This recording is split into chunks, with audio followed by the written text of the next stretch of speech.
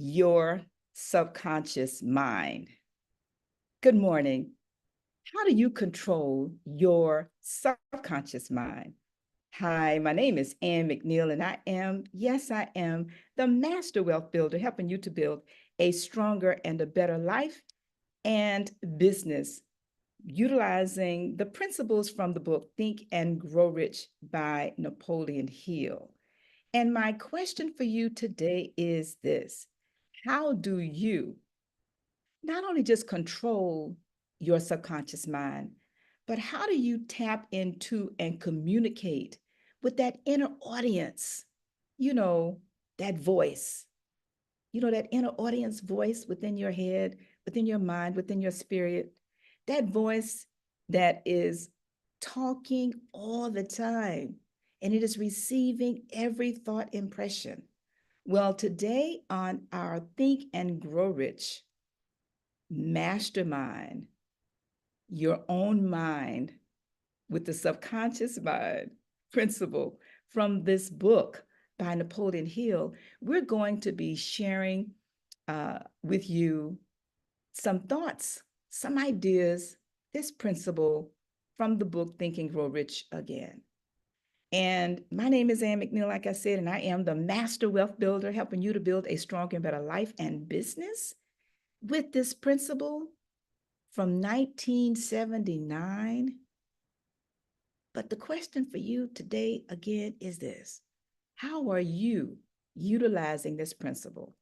And our special guest that will come on a little later is going to share her thoughts about this principle, and that's none other than Miss Deeawn T. Roundtree. And I'll bring her on shortly. But before I do, let's talk about this subconscious mind, this connecting link.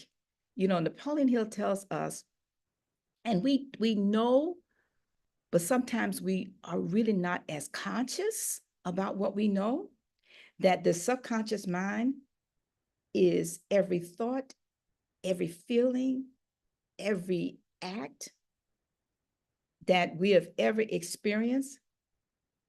It is there. It is there waiting for us, like he says, to draw it out of a file cabinet at will. But will we have a desire that is so strong that it will motivate us to be mindful of our thoughts and emotions and feelings, so that these thoughts, emotions, and impulses of thought, if you will, and emotions will be more positive in feelings that are impacting the subconscious mind? When you think about your burning desire and you think about how your mind works consciously or subconsciously, you can actually plant in your mind whatever it is you desire through repetition, through feelings, through autosuggestion. It really depends upon whatever it is that you desire, you want to place in your mind. As I was preparing for this podcast this morning, I started thinking about how, our minds are like buildings. I'm a contractor by profession. And just like a building, you get to design from the foundation exactly what you want to build.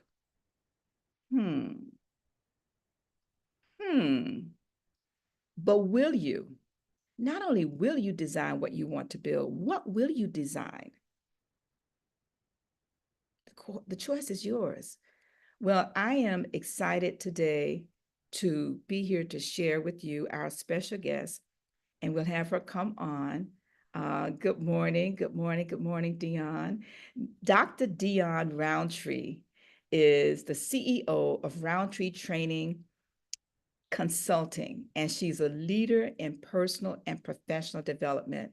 And we met, gosh, a little while back, and we'll talk about that a little bit later in this show. She was helping a sister out, but then she holds certifications such as Senior Certified Professional with SHRM, actually. And for those of you that may be familiar with SHRM, you know that it is also called the Society of Human Resource Management. I call it professionals. And so good morning, good morning, good morning. Dion, how are you this morning? I'm wonderful. Thank you, Anne. It's so nice to be on your show today.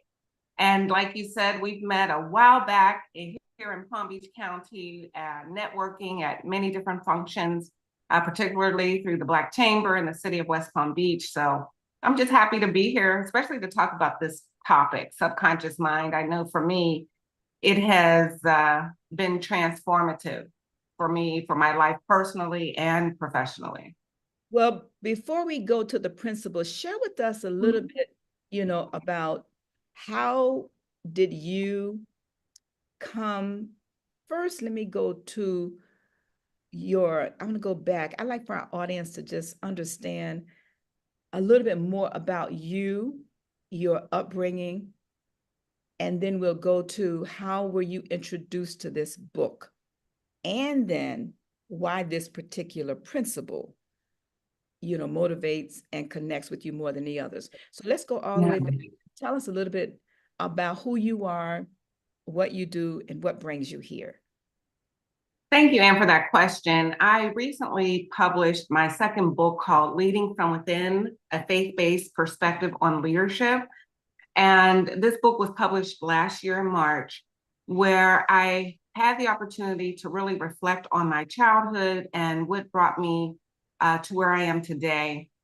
First of all, we did not have the riches or the affluence that many of us have even today. Very humble beginnings, which I believe really fueled my motivation and desire to be successful. My mother at a certain point in her life was a single parent and struggled throughout my childhood.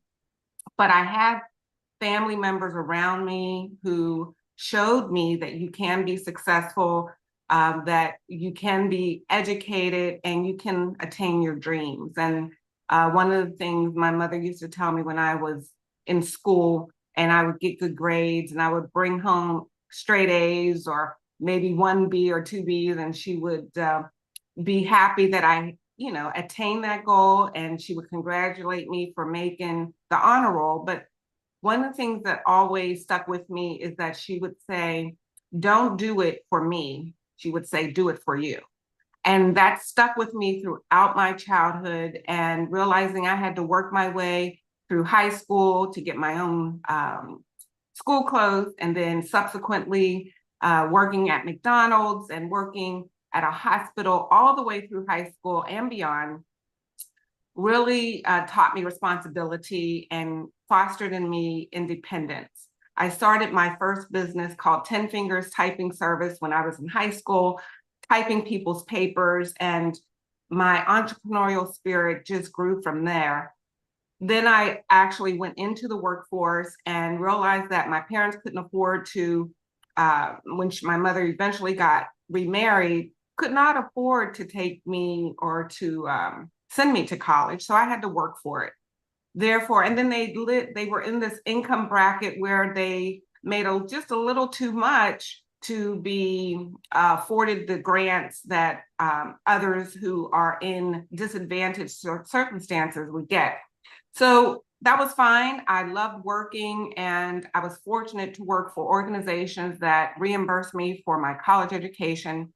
My college degrees, I have 4, one in a bachelor's in business management.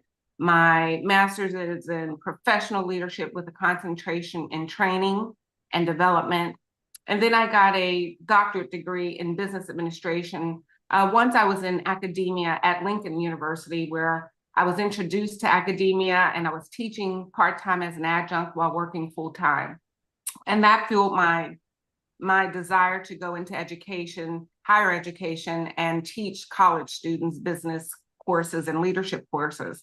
And then I was working at South University as we had to relocate from Pittsburgh, Pennsylvania, my family and myself. So coming here to Florida, finally got hired at South University. And 6 months in, they had started a doctoral degree in ministry. And I knew that was God's way of confirming in me what I felt he was calling me to do, to go back to school, to get my doctorate in ministry and to go into the ministry, but not as a pastor, more so to work in leadership, but from a faith-based perspective. And so again, my humble beginnings really kind of fueled my career, my entrepreneurial spirit, and learning these principles and Think and Grow Rich as a college student while working full-time.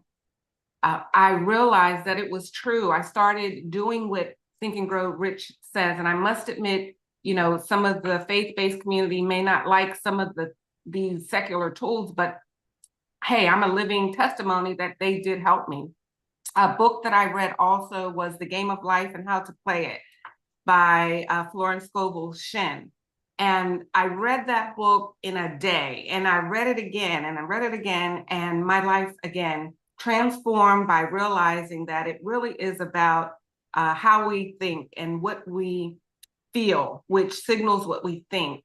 And then I watched a movie called The Secret and heard all kind of backlash from the Christian community that it was, you know, cultish or demonic and so forth.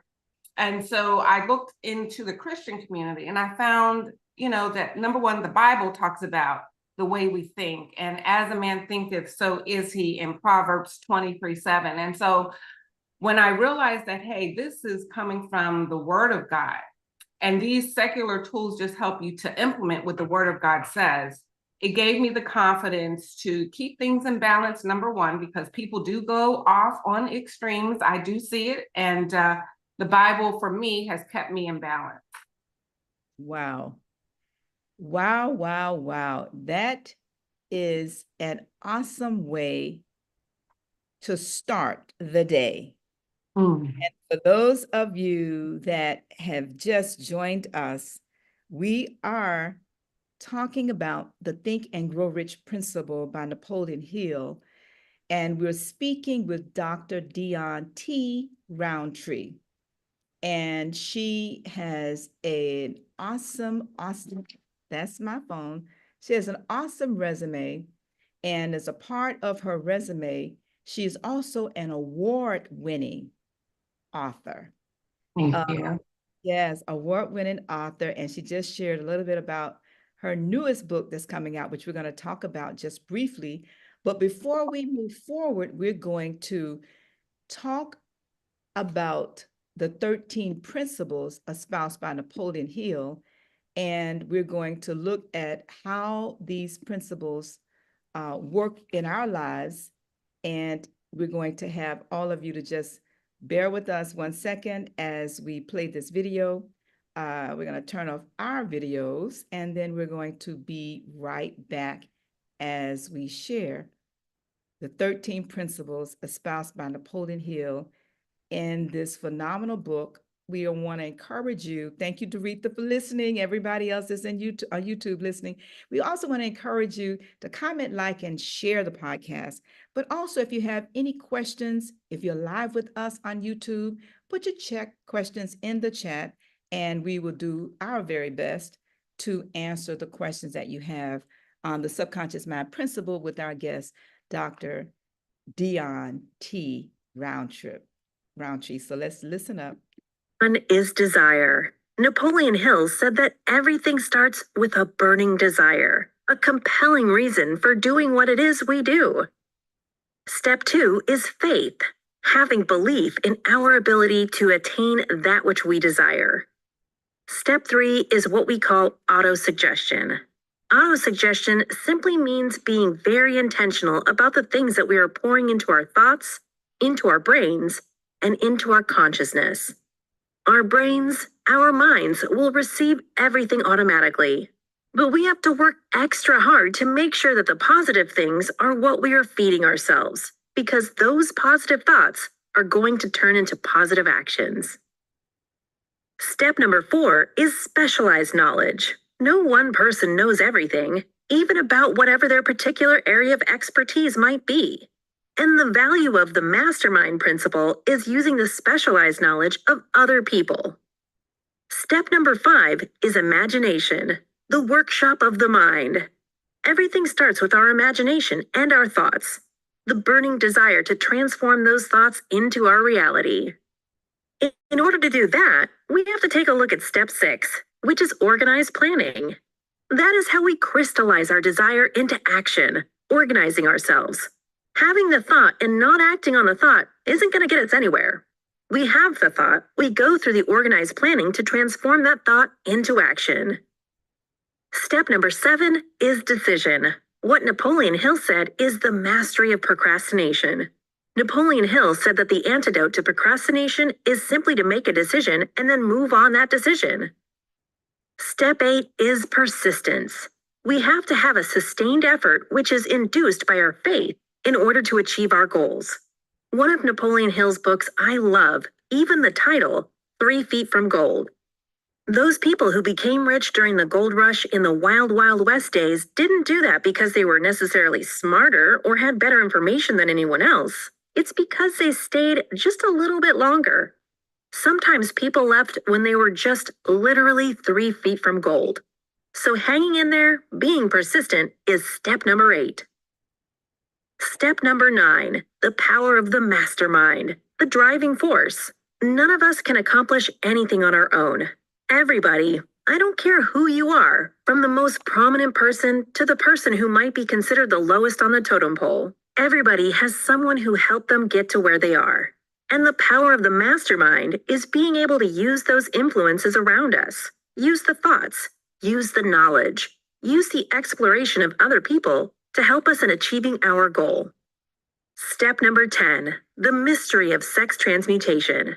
This title can be a little confusing, but essentially what the mystery of sex transmutation means is that we oftentimes in our society think of sex as being purely physical. It is absolutely physical, but what Napoleon Hill teaches us is that sex also has an emotional element, and that sex is the strongest of our desires. That if we can take our sexual energy, transform that into positive, creative influences, it can propel us to new heights. And so we spend quite a bit of time talking about the mystery of step 10, which is sex transmutation. Step number 11 is the subconscious mind, which Napoleon Hill tells us is the connecting leap between our human mind and the infinite intelligence, the source of all thought, the source of all creativity. Conscious mind, we spend some time talking about how we use that through the influence of autosuggestion and what we're feeding into our mind. Step number 12, which is the brain, the broadcasting and receiving station of thought. Final step number 13, the sixth sense, the door to the temple of wisdom. This is the final step through which infinite intelligence may and will communicate voluntarily without any effort from or demands by the individual. The principle is the apex of the philosophy. It can be assimilated, understood, and applied only by first mastering the other 12 principles. All right, all right, all right. And we are back. And for those of you that are just joining us, again, we are speaking on the topic of the subconscious mind principle from the book Think and Grow Rich by Napoleon Hill. And we're talking with Dr. Deeawn T. Roundtree, CEO of Roundtree Training and Consulting. And she is a John Maxwell coach. Also, listen, I could go on and on Roundtree about your bio, but she also serves on multiple boards, including the Black Chamber of Palm Beach County, and she has received numerous awards, including the 2023 Ascension Award and recognition as one of Legacy Magazine's most influential Black professionals in our area. So again, welcome to the podcast. And we're just talking about your journey, which is very interesting when you stop and think about the impact of the hand of God, I'll call it. You know, we can call it the spirit, we can call it the mind, we can call it the infinite intelligence, which they do in this book, whatever you call it, I just believe, Dr. Roundtree, that if we are silent long enough in a reflective, meditative period of time to hear the voice, if you will, of the Spirit when it speaks, we may have a better opportunity to connect with that subconscious mind and really begin to get in tune with what it is saying to us. So, with that thought in mind, can you help us understand and share with us your journey to this book first, and then we'll talk about this particular principle as a subconscious mind. So how did you come upon the book? For asking. And back in 2015, I embarked on my journey on my second doctorate degree in ministry at South University. And I was a program director and business professor there. Fortunately, this program was available online, so I was able to do that while working full-time again. And while I was taking some of the courses in the program, it dawned on me, as the perfectionist that I am, that this Christian walk is really and truly 100% about grace.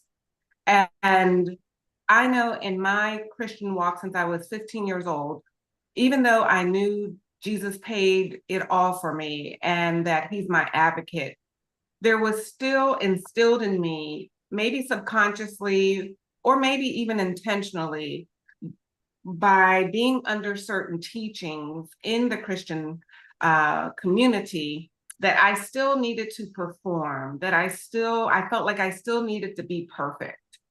And this program, I can't even remember what course it was, but it just, I know, it was a course about the history of Christianity.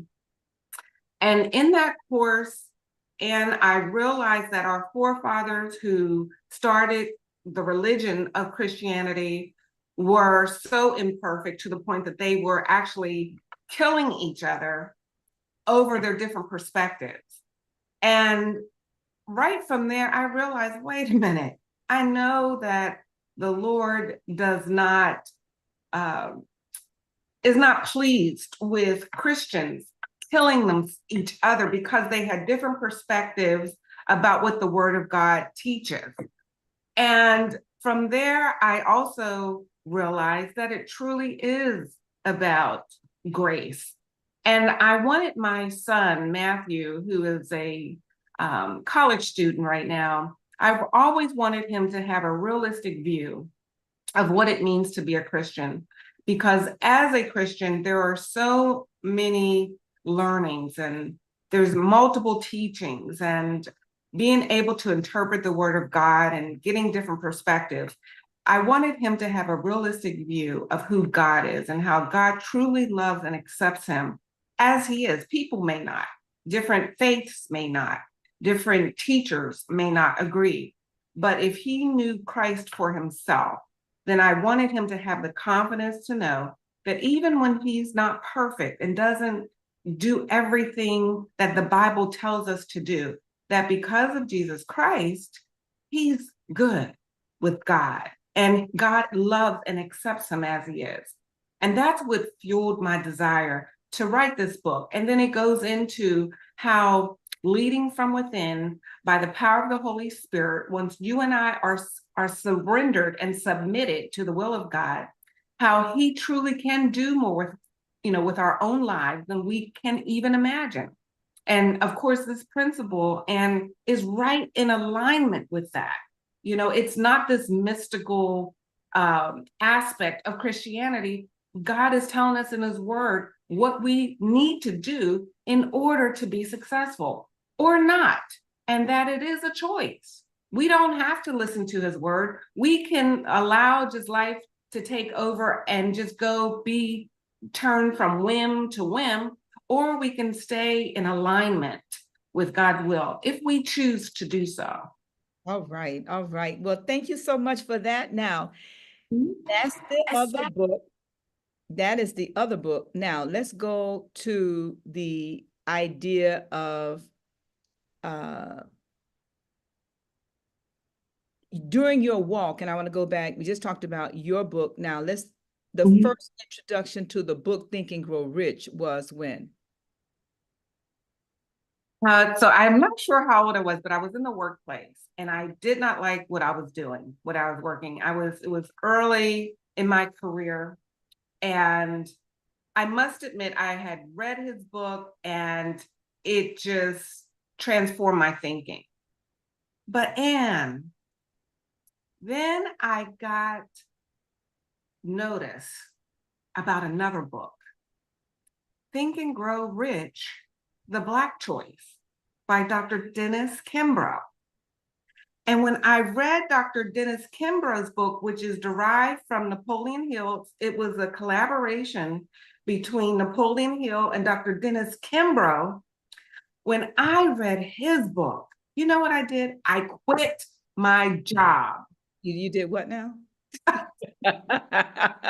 Okay, let's start over because you're starting to sound like Dennis Kimbro. And actually, I spoke with him last week. We're going to have him on the podcast.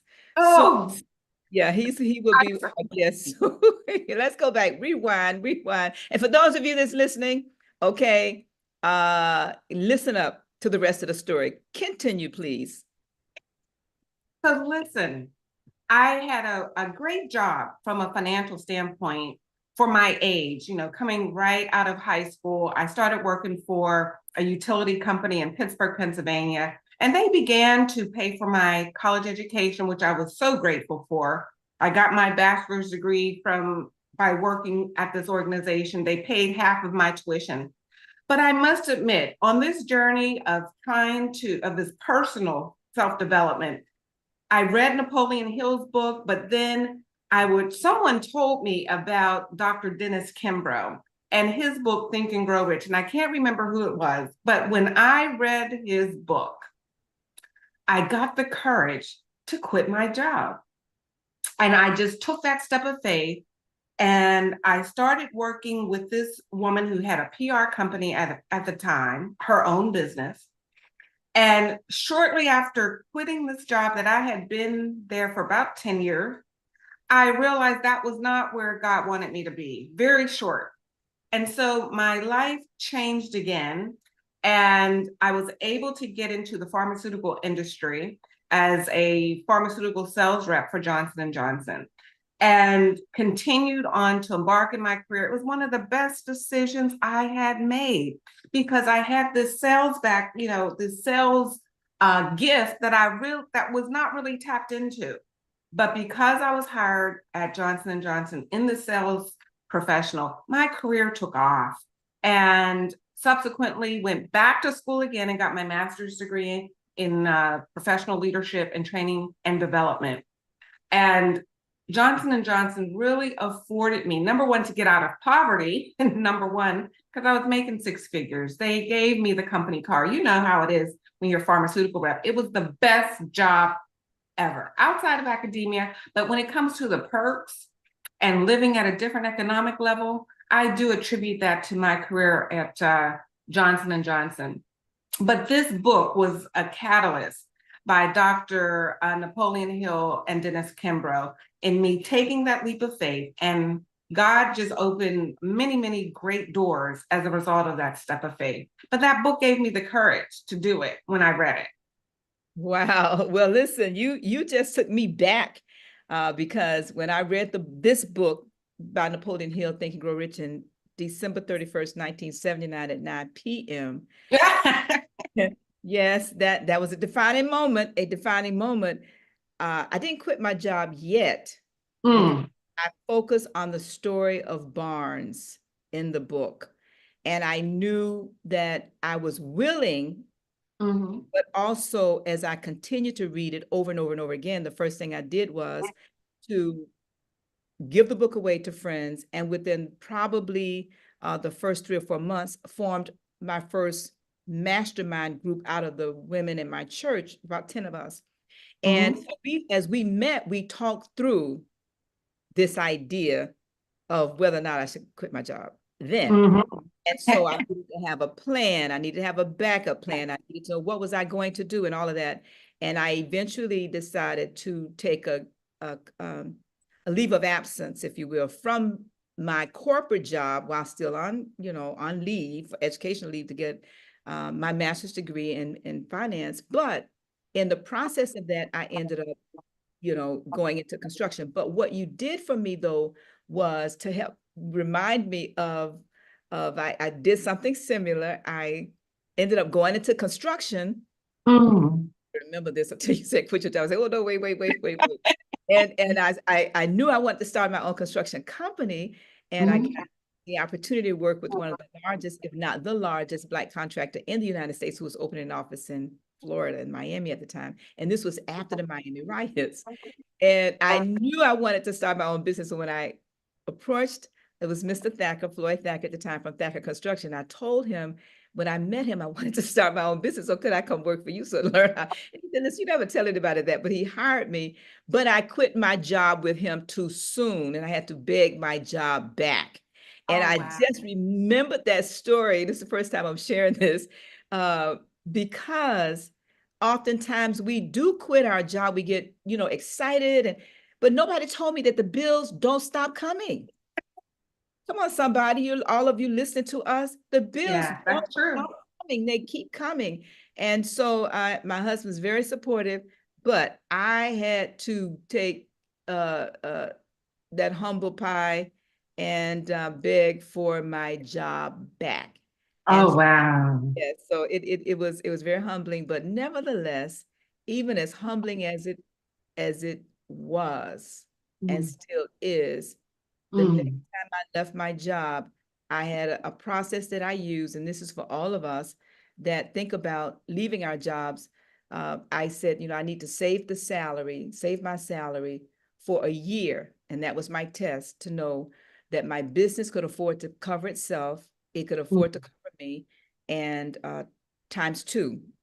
And so it was many, many, many years before I left again. But I do want to give a shout out to Doretha, Smitty, Shannon, Diane, and all of you that's listening in on the YouTube. Thank you so very much for always chiming in. And if you have any questions on YouTube, please put your questions in the chat or any comments or anything like that.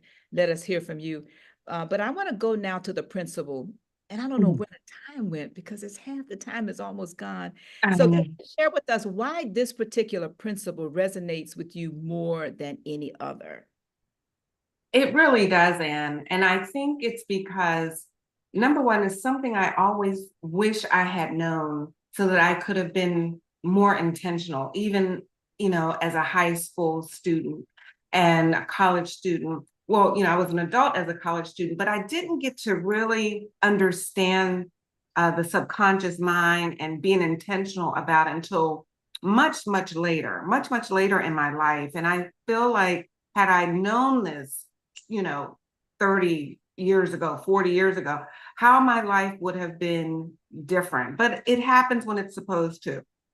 But once I realized, number one, that writing down my goals, which really helped me to, number one, get my job in pharmaceutical sales. I couldn't believe it. I'm like, you know what? I've heard about being in the pharmaceutical industry. I heard how lucrative it is. I'm going to write it down, that's what I want to do. And it ended up happening, and my life changed. But then when I read several other books that helped to foster this mindset and changing it and being deliberate and intentional, I did a vision board. And once I did a vision board and realized that what I'm focused on and how I'm attaining my goals is coming to fruition much, much faster than any other time in my life, such as getting my doctoral degree in business administration, I knew that this was really, really something that's not outlandish, that it is very real, that if we focus on our goals, if we visualize, and if we're intentional about the thoughts that we allow to come into our mind, then our life would also go in a positive direction. When I realized that there were people in my life that were toxic or were going in a different direction than I wanted to go, and I had the faith and courage to separate myself, my life started going in a different direction. But it really did, and it took intention. It's not something that it's natural for us to do. I think it's just natural for us to wake up and just allow any kind of thoughts to come in, and then those thoughts, start to impact our emotions. And so when I realized that my emotions are a signal for me that my mindset isn't in alignment with what God would want me to be thinking, then it was game over. I began to be so much more purposeful, so much more intentional about what I think, about planning, goal setting, visualizing, doing my vision boards, looking at it at least once a day. My life is going in the direction of my vision for my life, what I have in my thoughts, what I have in my mind. And I knew, especially in the Black community, if people would really understand this, then our whole community could be transformed for the better. So as a professor at Lincoln University, I set out to teach my students about their mindset. And I was very intentional. No matter what course I was teaching, we spent time focused on their mindset, goal setting. And I've had students, even to this day, reaching out to me saying, you know what, Professor Roundtree, when you helped us to understand how to cultivate a positive mindset, my life transformed. And so sharing with them what has helped me in my personal life, knowing that I could relate to where they came from, how they too were, in many of them, in humble circumstances, and challenging them to take control of their life and take responsibility for their choices. Again, their lives started to transform, which of course led me to do what I'm doing today as a leadership trainer, coach, and speaker. And going through Dr. John Maxwell's certification program really helped to fortify what I'm called to do from a business standpoint, to shape and plan, as you said, my business as a leadership trainer, coach, and speaker. Wow. Listen, you are hitting every single item that I had in my opening question, which I opened with the question of how do you really tap into your inner audience and the emotions and the feelings. All of these elements impact the emotion, if you will, but I believe that they're all driven by the desire. See, we can't have something that we're not desiring. And I read something by this poet that said, what you're desiring and what you're seeking you. Mm-hmm. When I started thinking about how this particular principle, and you talked about the Black community, and you teach and you coach and you consult in all communities. Yes. And so what happens for many of us, we think that it's the color of my skin. Mm-hmm. Yes. It's yes.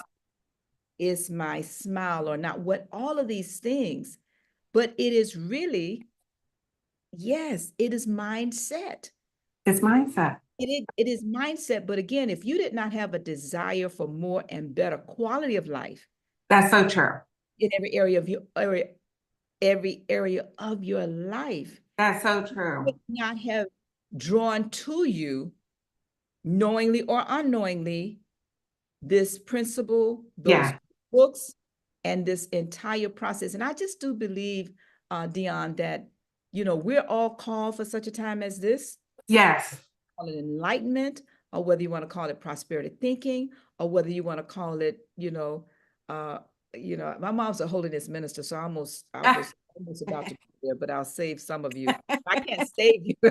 Let's be clear about that. But I'll save you from the comment that I was going to make about a lot of what you shared about the church. Yeah. And one of my favorite books that talks about this so well, it's a little bitty book, but it's so powerful. It is called Acres of Diamonds. I don't know if you've read it. No, I'm going to write that down. Those of you that's listening, oh my goodness, the time is, where did the time go? But one of the other favorite books of mine is called Acres of Diamonds. And it is a story by Russell Conwell.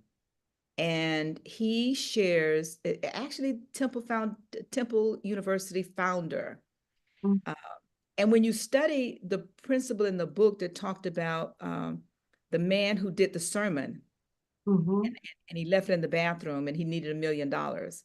Mm. The book Think Right. Anyway, research him actually ended up becoming the founder of Temple.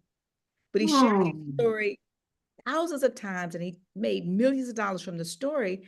But he talks about a guy by the name of Hafed. He woke up one morning and he was happy and content. And then he heard this knock at the door, and it was the pastor, the minister. Guy came by and he said, "Oh, Hafed, how are you?" And he walked into the house of Hafed. Now, Hafed woke up that morning, happy and content, had a little wife, 2 little children, and a little streaming farm in the stream in the back. And the pastor said, "Oh, Hafed, you can do so much better than this. Oh, Mm. your wife deserves a bigger house." This is back in biblical days, okay? So this is way back. And he said, "Your children deserve, finer clothes and things like that. And, they can have the best of life if you go search for diamonds. You should leave here and go search the world for diamonds and bring Mhm. them back, and your wife and everybody can have all of these wonderful things."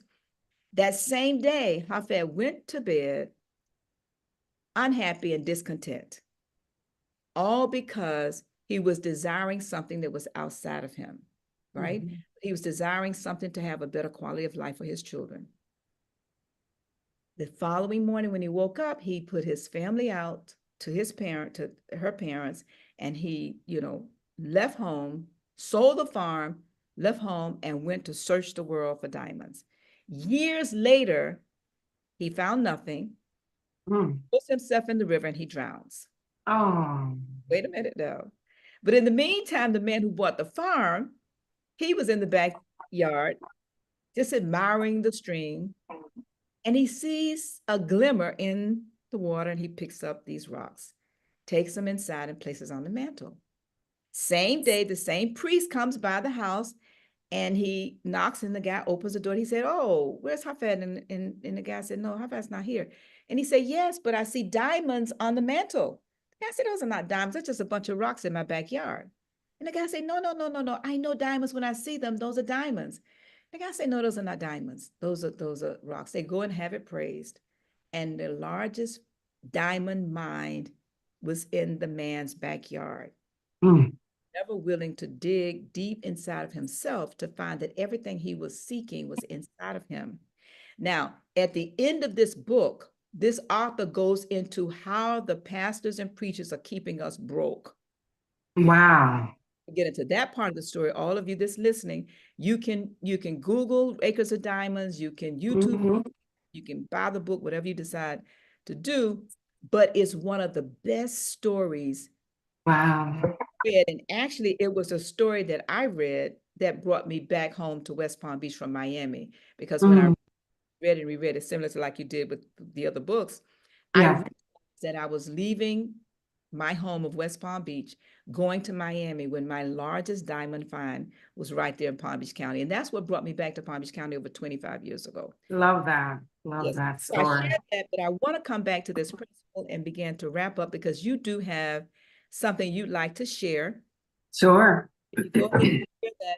And for those of you Oh, that's listening in on YouTube, we want to thank you again. We've been talking with Dr. Deeawn Roundtree and talking about the principle of your subconscious mind. So we want to encourage you, if you want to connect, she's going to share with you some ways to connect with her. You can go ahead and share, please. okay. Can you see the screen, Ann? I just want to Yeah. make sure. Okay. So I'm getting ready to embark on this challenge. It's focused on women of color. I know for me, I've had many challenges when I was in the workplace, whether it was a utility company, a pharmaceutical company, it doesn't matter what the industry is. there are challenges that particularly Black women face in the workplace and women of color in general. So I am going to offer this challenge to women. It's a 3-day workshop that's designed to empower women of color in their professional journeys. And so I am going to, there's a QR code here, and if you are interested in being a part of this challenge, it will be next month, December 11th, 12th, and 13th via Zoom at 8 p.m. Eastern Standard Time. I will definitely post it on my social media feeds. I sent it to Ann. Hopefully she'll be able to share it on her social media feeds as well. But I want to encourage you to attend. This challenge is really about transformation. It's for women who want to get promoted in the workplace, but it's also for women who want to transition just like I did and start their own business. So again, it's going to be a 3-day challenge. We're going to have some phenomenal speakers. We're going to delve deep into some of the barriers that we face. And a lot of those we've talked about today. It's within our own mindset. So we're going to talk about all of these things, and it's really about helping you to take responsibility for your own success, both personally and professionally. So please definitely reach out to me. You can see behind me, so here's a QR code for this challenge, but behind me is my QR code for my website right behind me. Feel free to connect with me on social media, Facebook, LinkedIn. I'm on Instagram as well. So I would love to meet with you. My website also will give you a ton of information about the programs that I offer. And I look forward to meeting your audience. And you have been a phenomenal host. I love your show. Of course, the topic was right in alignment with who I am and how I believe God has used these principles to really take me to the next level in my career and continuing to do so. We never stop. You know, if we're humble enough, there's always something new to learn or a different perspective on what we think we already know. So I do believe that cultivating our mindset and controlling our emotions and guiding, you know, having our goals set will guide us to our destiny and to fulfilling our purpose.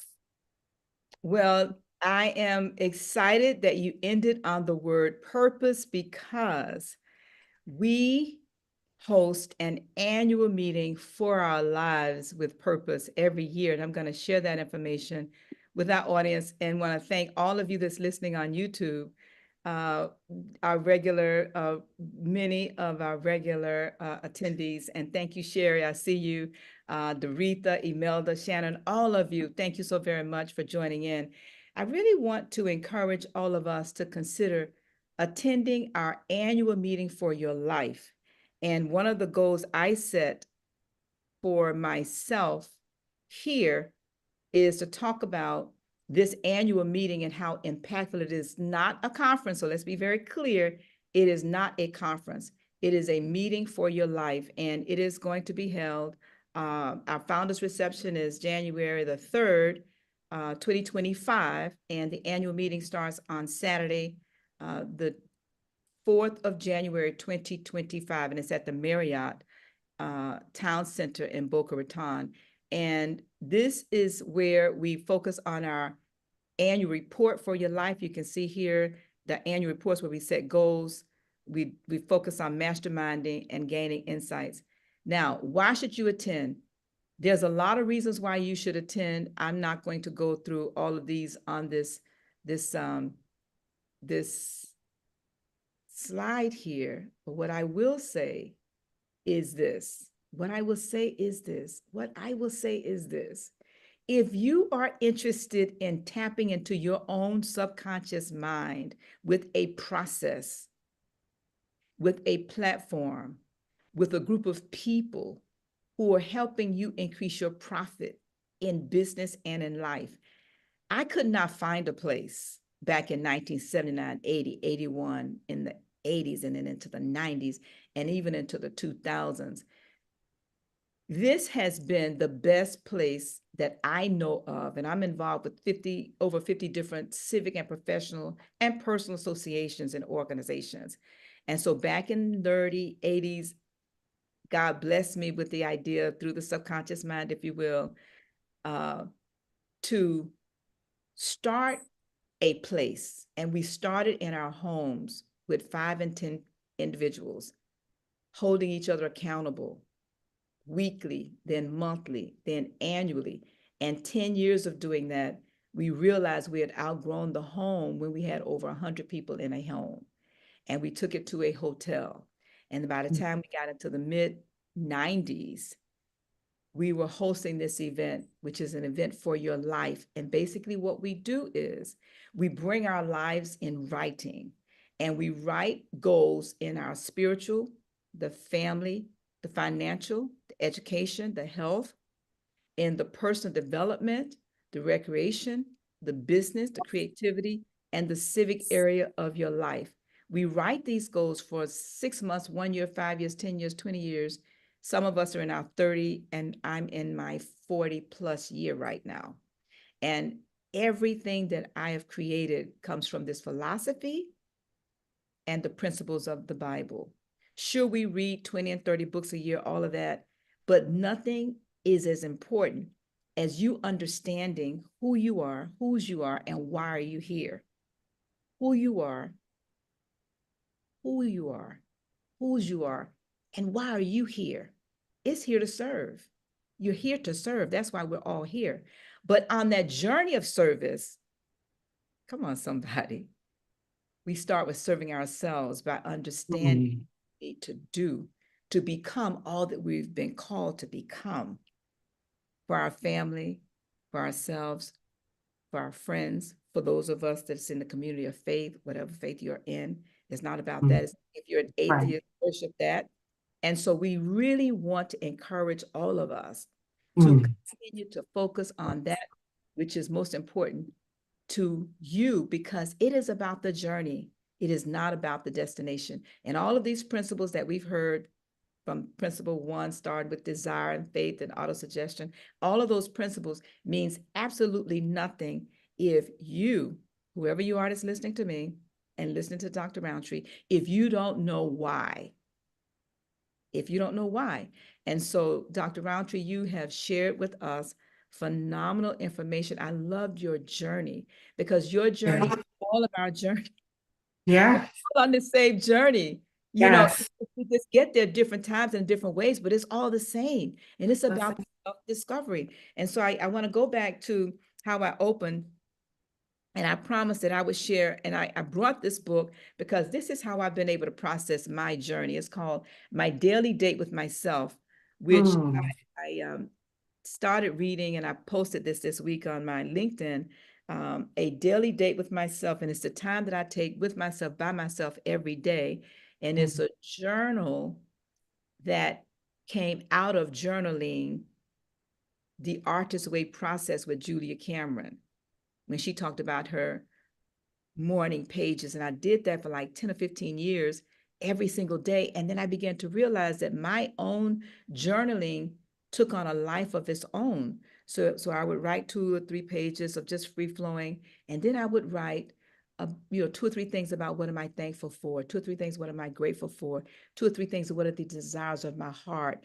Because I found that I had been asking God for things, Dion, and he had been giving it to me, but I was not going back and saying, thank you in writing. Okay, and you can write what you want, but you won't come back and tell me in writing you're thankful for what I blessed you with, whether it's all of the things that you've desired. And so out of that, in the last page of each journal entry, I have where I write and I ask God for 10 opportunities every single day. Now, I love that. I just write 1 to 10. And I said, just like I did this morning, and I just write. And I sit there, I call it sitting for ideas, from Dr. Gates, from the book Think and Grow Rich, where he sit for ideas for hours. And I call it my sitting for ideas time every single morning as a part of my daily date with myself. And so this journey has just been phenomenal, but this podcast has been awesome. Thank you so very much. And we're going to ask you any closing comments. I want to check the YouTube again to see if any of you had any questions or comments, ladies or gentlemen, that you're listening in. So I don't see any questions. I see attendees, but no questions yet. Now, we're going to go ahead, please. Yeah, so I would just like to leave with your audience and anyone else, even after this podcast is able to hear, is that it's my realization that God gets glory when you and I are prosperous, when we are living an abundant life, which He promised we would do. He doesn't get glory from being disadvantaged or being poor or being down and out or depressed. And He gets the glory when we're prosperous, and we give Him the glory for it, and we thank Him and we have gratitude. And so for your audience, I just like to leave this scripture, one of my favorites, is Proverbs 4:23. It says, above all else, guard your heart, for everything you do flows from it. Again, that's Proverbs 4:23. Be intentional. Write down your goals, surrender to God, which is the first step, and let Him do with your life what you can't even imagine. There's no way I could have imagined that I'm doing what I'm called to do today. And I'm so fulfilled and happy and grateful that the Thanksgiving just overflows to everyone I come in contact with. And if He did it for me, I know He can do it for you. So it's a mindset, and it's great, tremendous desire to be better. I'm excited. Yes, I'm excited. Thank you so very much. And I did put that in the chat. So thank you. Yes. Thank you so very much. Thanks for having me. Send you an invitation to join us in yes. the 34th. Would love to. Thank you. It will change your life. Many of the individuals, almost 100% of the individuals that's listened to us actually on YouTube today have attended. And this I would love to continue to come back, because think about this as we wrap up. For all of you that's listening to us, even though I'm talking to our guest today, where do you go to be held accountable in writing once a year for every area of your life?